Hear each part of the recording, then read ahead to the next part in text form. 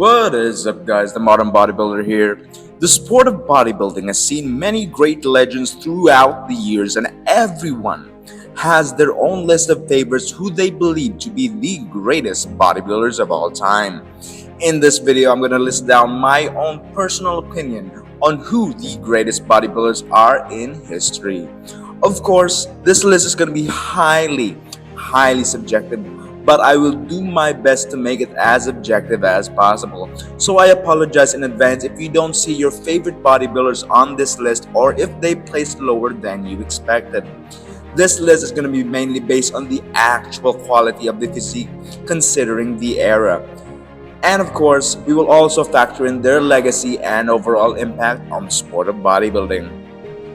The first man to make it on the top 10 list is the myth, Sergio Oliva. Coming straight from the golden era, Sergio, in my opinion, has the greatest genetics of all time. Sergio would win the Olympia from 1967 all the way to 1969. Sergio would set the standard for what a combination of size and aesthetics should look like on a bodybuilder. With his tight waist, flaring lats, and huge arms, he would be one of the only 3 bodybuilders to ever defeat the great Arnold Schwarzenegger. And with his uniformly long muscle bellies, Sergio would dominate the bodybuilding scene in his era. The only reason why he would place so low is that the level of physique would increase in the following years, especially with the next guys on this list. The next bodybuilder on this list is none other than the winningest bodybuilder in history, the Blade, Dexter Jackson. Known as the Ageless Wonder, Dexter would have a career that spans 3 decades and would win the Mr. Olympia in 2008. He would have a record-setting 29 IFBB professional titles to his name, including 5 Arnold Classic victories. If any bodybuilder would be the embodiment of the word longevity, Dexter would be it. Dexter would bring consistent, sharp conditioning throughout his long career. Dexter retired in 2020, placing 9th at the Mr. Olympia. His physique and consistency definitely earns him a place on this list.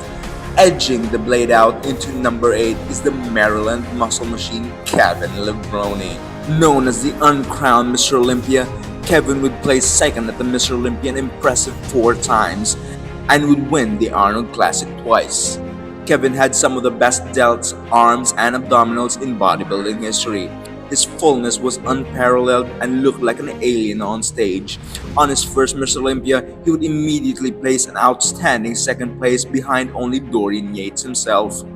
Although never actually taking the highest side on bodybuilding, Kevin's physique and consistency would earn him a spot on this list. He would arguably have some of the best genetics considering he would take extended periods off and would only go back to training in a relatively short period before the show.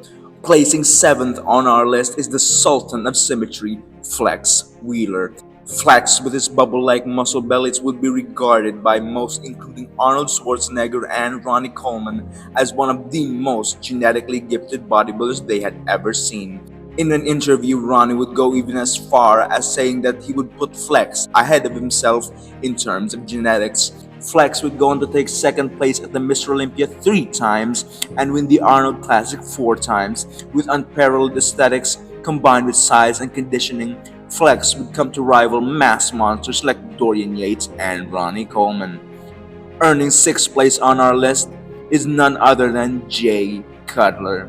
Oftentimes overshadowed by the legendary Ronnie Coleman, whom he had probably the most memorable rivalry in bodybuilding history, Jay earned his spot on our list by being one of the greatest mass monsters in Olympia history. With his 4 Olympia victories and 3 Arnold Classic titles, Jay would make Olympia history as the only bodybuilder to lose the Olympia title, only to come back the following year and to regain it. His 2009 comeback is considered to be the greatest of all time, which he brought arguably his best package with his signature quad stomp photo. That would go on to be one of the most popular stage photos of any bodybuilder ever. Beating out Jay into the top 5 is the man who ushered in the era of the mass monster, the Shadow, Dorian Yates. Dorian would shock the bodybuilding world with a physique so massive and grainy that it looked like it came straight out of a comic book. Dorian would win 6 consecutive Mr. Olympias in probably the most competitive era in bodybuilding. Dorian would also be one of the main proponents of the HIIT training principle, with his signature blood and guts method, which featured shorter and more intense workouts. Dorian would dominate bodybuilding in the 90s and would remain undefeated till his retirement. Making it into the fourth spot is 8-time Mr. Olympia Lee Haney. Lee would come in with a combination of size and great aesthetics that would dominate the 80s. Winning the second Mr. Olympia he would compete in at just the age of 24.